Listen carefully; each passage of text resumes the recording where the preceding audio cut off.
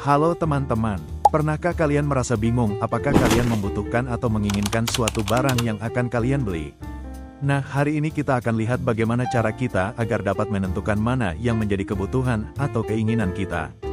Meskipun sering dianggap sama, kebutuhan dan keinginan mempunyai perbedaan yang besar loh. Jadi apa itu kebutuhan?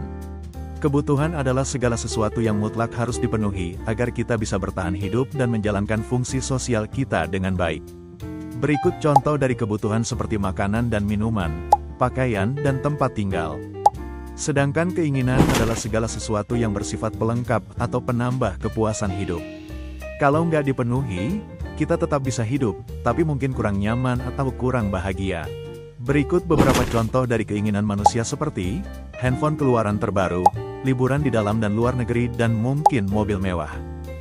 Ada beberapa cara untuk menentukan apa yang menjadi kebutuhan dan keinginan manusia. Abraham Maslow mengatakan bahwa terdapat hierarki prioritas kebutuhan, yaitu yang pertama adalah kebutuhan fisiologis seperti makanan dan minuman, pakaian, dan tempat tinggal. Kebutuhan yang kedua adalah rasa aman atau perlindungan, seperti rumah atau tempat tinggal yang memiliki pengaman, alat pengaman seperti APAR dan pasukan pengamanan negara. Yang ketiga adalah merasa dicintai dan diterima. Manusia adalah makhluk sosial, sehingga kita merasa butuh dicintai dan diterima di lingkungan kita seperti keluarga, suku adat, dan masyarakat. Kemudian yang keempat adalah penghargaan. Setelah merasa punya relasi, manusia ingin diberikan pengakuan dan rasa percaya diri. Seperti apresiasi prestasi akademik, memimpin rekan atau teman yang lain, atau dihargai oleh rekan lainnya. Dan yang terakhir adalah aktualisasi diri. Ini adalah kebutuhan untuk mengembangkan potensi diri dengan baik, mencapai cita-cita dan menjat diri sendiri. Seperti menjadi seorang seniman, ilmuwan, atau olahragawan. Nah, sekarang kita akan membahas jenis-jenis dari kebutuhan manusia. Kebutuhan manusia dibedakan berdasarkan intensitasnya, waktu, sifat, dan subjeknya. Mari kita lihat satu persatu.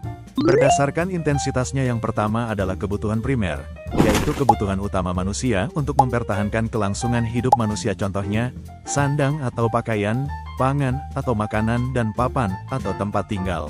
Kemudian disebut sebagai kebutuhan sekunder, yaitu kebutuhan yang baru dapat dipenuhi setelah kebutuhan primer tersedia, seperti alat memasak, mesin pendingin, atau mesin cuci pakaian. Lalu yang ketiga adalah kebutuhan tersier, yaitu kebutuhan akan barang yang mewah seperti kalung emas, cincin emas, atau bahkan mobil mewah. Sekarang kita ke bagian jenis kebutuhan berdasarkan waktu. Yang pertama adalah waktu sekarang, yang merupakan kebutuhan yang tidak dapat ditunda lagi. Misalnya pengobatan untuk seseorang yang sedang sakit dan makanan untuk seseorang yang sedang lapar. Lalu yang berikutnya adalah kebutuhan masa yang akan datang, yang merupakan kebutuhan untuk berjaga-jaga. Seperti menabung, investasi, atau menjadi anggota asuransi kesehatan jiwa. Kebutuhan berdasarkan waktu berikutnya adalah kebutuhan tidak terduga, yaitu kebutuhan yang terjadi secara tiba-tiba, seperti terjadinya inflasi yang tinggi, gejolak ekonomi, sehingga diperlukan cadangan keuangan dan cadangan aset. Mari kita ke bagian kebutuhan menurut sifatnya. Kebutuhan menurut sifatnya ada dua. Yang pertama adalah kebutuhan jasmani, di mana kebutuhan ini dirasakan oleh fisik atau jasmani manusia, seperti seseorang yang berolahraga dan melakukan hobi. Kemudian kebutuhan berdasarkan sifat yang kedua adalah kebutuhan rohani. Kebutuhan rohani tidak tampak nyata, sebab kebutuhan ini dirasakan oleh batin yang dapat berdampak pada kebahagiaan, lega, dan lain sebagainya. Seperti menjalankan ajaran agama dan bermeditasi. Sekarang kita akan masuk ke bagian kebutuhan berdasarkan subjeknya. Kebutuhan berdasarkan subjeknya, yang pertama adalah kebutuhan individu.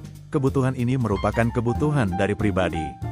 Misalkan seorang pelajar membutuhkan alat tulis, seorang petani membutuhkan alat pertanian, dan guru membutuhkan buku sebagai referensi pengetahuan. Kebutuhan menurut subjek yang kedua adalah kebutuhan sosial. Kebutuhan sosial adalah kebutuhan yang diperlukan oleh sekelompok orang atau masyarakat, yang bertujuan agar lebih tertib, sejahtera, dan aman. Kebutuhan sosial contohnya adalah rumah ibadah, adat istiadat, atau kegiatan nasionalisme. Terdapat beberapa faktor yang mempengaruhi kebutuhan seseorang.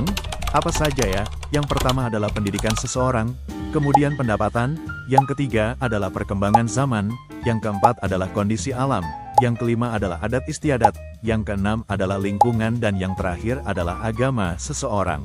Kita sekarang masuk ke bagian jenis alat pemuas kebutuhan manusia. Mari kita simak. Yang pertama adalah benda menurut cara mendapatkannya, yaitu benda ekonomi yang jumlahnya lebih sedikit dari kebutuhan manusia, seperti beras, pakaian, dan perlengkapan elektronik. Yang berikutnya adalah benda bebas atau disebut juga benda non-ekonomi yang jumlahnya melimpah sehingga tidak perlu pengorbanan untuk mendapatkannya. Contohnya seperti sinar matahari dan udara. Kemudian yang terakhir adalah benda ilit yang jumlah sangat melimpah, sehingga jika tidak diantisipasi dapat cenderung merugikan manusia itu sendiri.